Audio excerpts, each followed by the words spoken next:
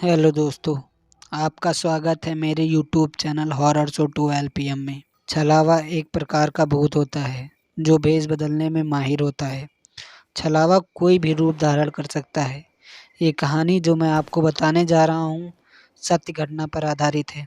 तो जल्दी से चैनल को सब्सक्राइब कर लें और वीडियो दोस्तों को शेयर कर दें। तो बढ़ते हैं अपनी कहानी की ओर। मुर्गे ने बांग दिया और शीतल अपने बिस्तर से उठ खड़ी हुई। शीतल की शादी 10 दिन पहले ही हुई थी। उस जमाने में घर पर टॉयलेट नहीं होते थे।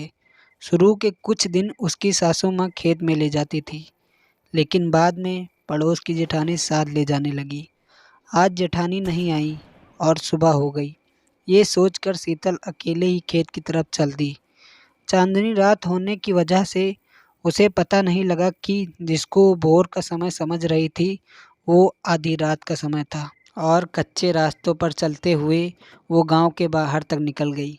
सुनसान रास्ता, उस पर से झिंगुरों की आवाज़ रात को और भी भयानक बना रही थी। गांव से निकलकर वो पगडंडी पर उतर गई।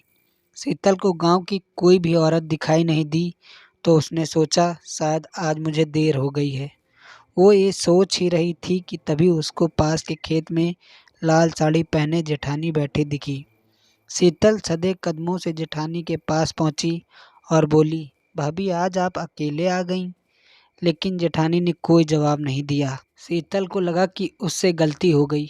ये तो बिहारी काका हैं, वो भी सफ़ेद बनियान और सफ़ेद धोती पहने हुए। शीतल को अपनी आंखों पर विश्वास नहीं हुआ, क्योंकि वह उन्हें जेठानी समझ रही थी। शीतल तुरंत पीछे हट गई और शर्मिंदगी महसूस करते हुए सोचने लगी, आखिर काका मेरे बारे में क्या सोचेंगे। और फिर जैसे ही शीतल 10 कदम पीछे हुई, उसे लगा वे बिहारी काका नहीं, ये तो जेठानी ही हैं, और साड़ी भी लाल रंग की है। दूध सी उजली रात में उससे ये गलती कैसे हो गई। अब शीतल को सहन नहीं हुआ। वो तो नक्कर बोली, भाभी मजाक मत करो, और फिर साये की तरफ बढ़ गई।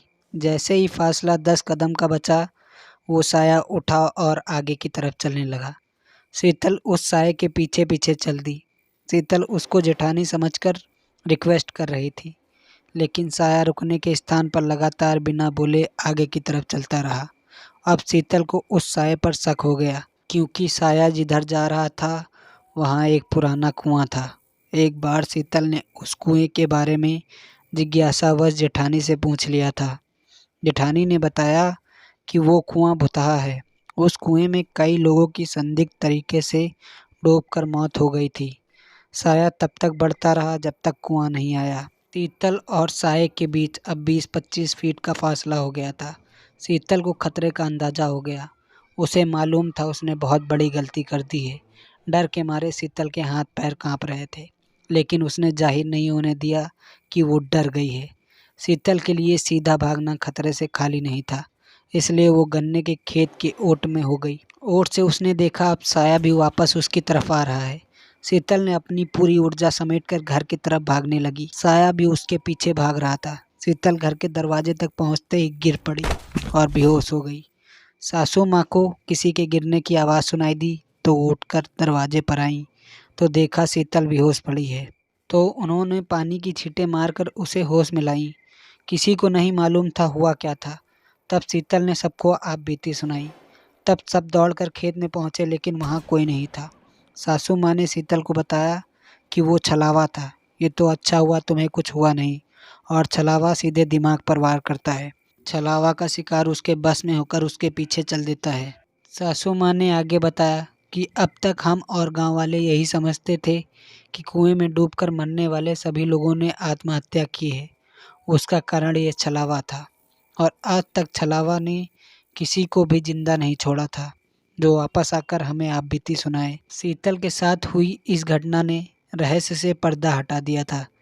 तब से लोग सतर्क रहने लगे। तो दोस्तों, कहानी कैसी लगी कमेंट में ज़रूर बताएं। तो फिर मिलते हैं ऐसी ही डरावनी कहानी के साथ। तब तक के लिए जय श्री राम।